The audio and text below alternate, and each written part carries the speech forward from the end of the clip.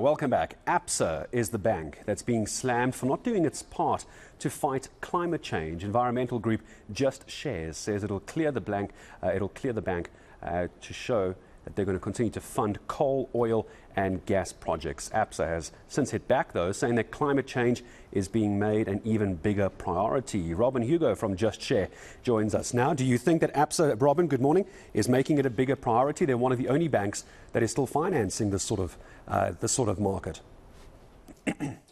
Thanks, Gareth. Yes, Absa is in fact the last of the big five banks to publish fossil fuel policies that cover oil and gas. And from our analysis, it's really lagging in its understanding and engagement with climate risk and this really important imperative to transition to a low carbon future. The context is that finance, so where money is allocated and by when, has really an integral role to play in limiting the impacts of the urgent and escalating climate crisis. The climate science couldn't be clearer.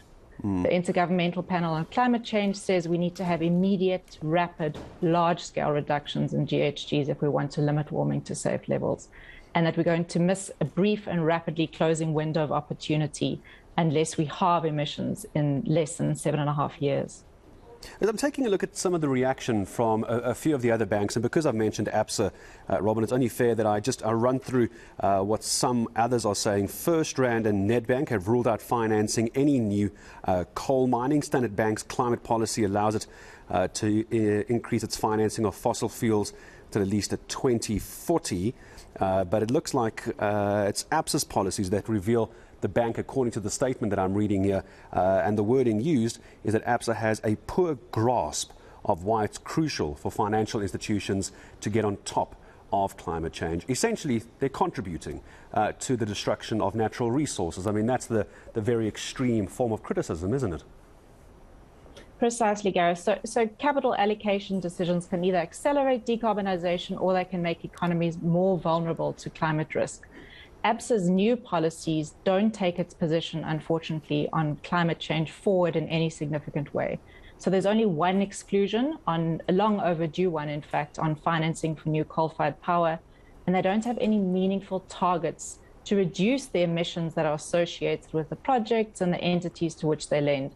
So in short, their intention is quite clearly to continue to fund coal, oil and gas projects.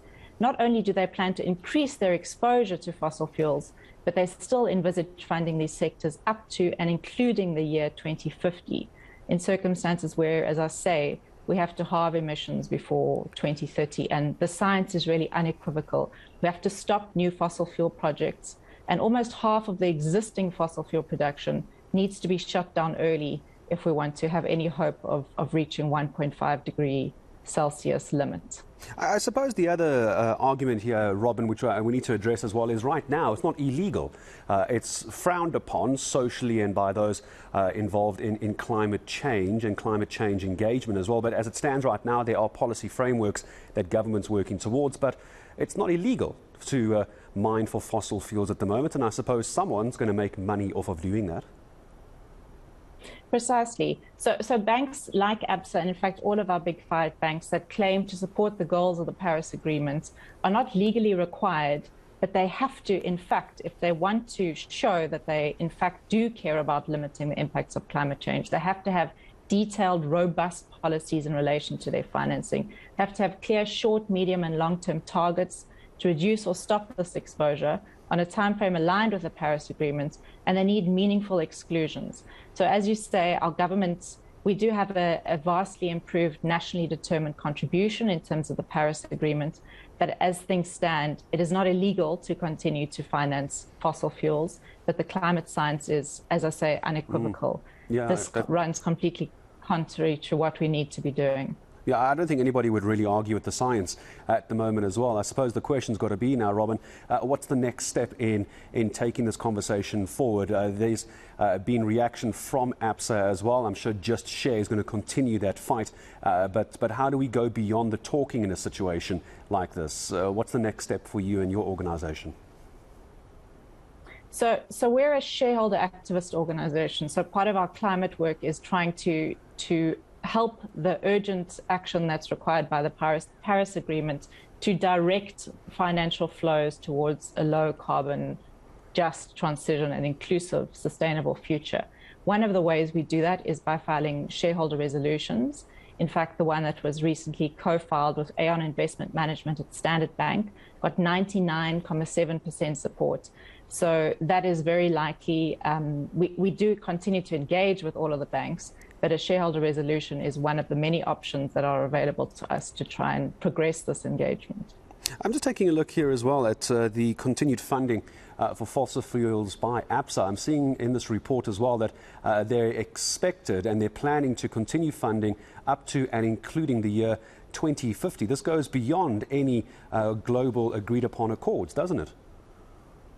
That is so. So in relation to oil and gas in particular, so they haven't excluded funding coal, except, as I say, for coal-fired power stations. We know coal is the most carbon-intensive fossil fuel. It's the biggest contributor to global climate change.